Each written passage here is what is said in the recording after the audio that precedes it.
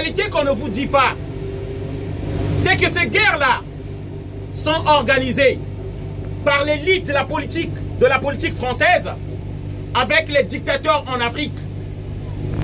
Je suis venu ici parce que la France, donc les élites françaises, en 1997, donc Chirac a donné les armes à un despote, un criminel. Ces chefs d'État africains que vous voyez là, ce sont des criminels, des bandits, des profils qui correspondent aux élus français, les mettre dans nos pays pour garantir les intérêts de la France.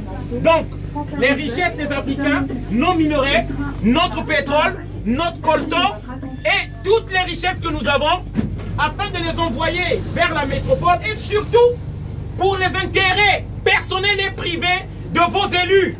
Ceux-là que vous votez, ceux-là qui prennent votre vote et en font ce qu'ils veulent. Les Africains qui viennent ici, c'est pas pour votre camembert ou pour voir la Tour Eiffel, chers amis.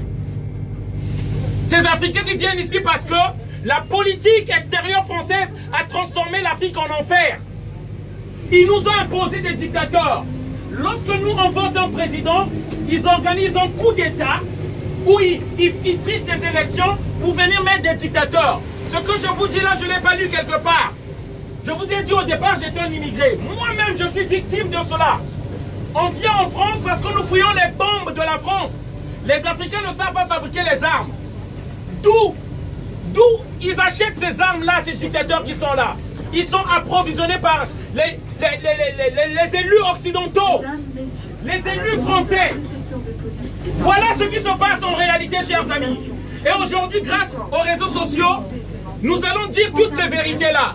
Il faut que le monde sache.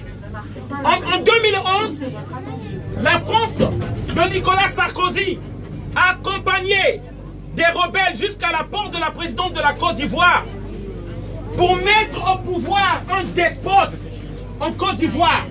Et le 7 février dernier, si vous ne le savez pas, avec votre argent, l'argent de vos impôts, la France a décidé de soutenir un dictateur au Tchad.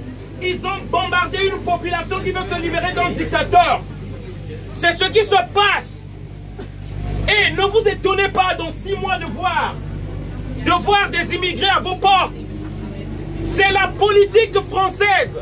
C'est cette politique-là qu'ils ont choisi. Soutenir les dictateurs. Là, sur ces photos-là, là, on voit Emmanuel Macron qui accueille le préfet, le gouverneur, leur gouverneur qu'ils ont mis en Côte d'Ivoire, afin qu'on leur donne les mallettes pour assurer les intérêts de la France. Et lorsque vous verrez les Ivoiriens ici, on va crier, il y a trop d'immigrés. Là, derrière, là, Nicolas Sarkozy, il reçoit Alassane Ouattara de la Côte d'Ivoire, qui vient d'imposer en Côte d'Ivoire. On crie pour parler, pour vous dire, il faut que ça cesse. Si vous et nous voulons lutter contre l'immigration, il faut que ces pratiques-là cessent. Il faut que ça s'arrête. On ne peut pas soutenir des dictateurs. Beaucoup d'Africains veulent rentrer chez eux, en premier moi-même. Mais nous ne pouvons pas rentrer dans ces pays déstabilisés. On ne peut pas rentrer dans ces pays instables, où la France offre des bombes, des armes aux dictateurs.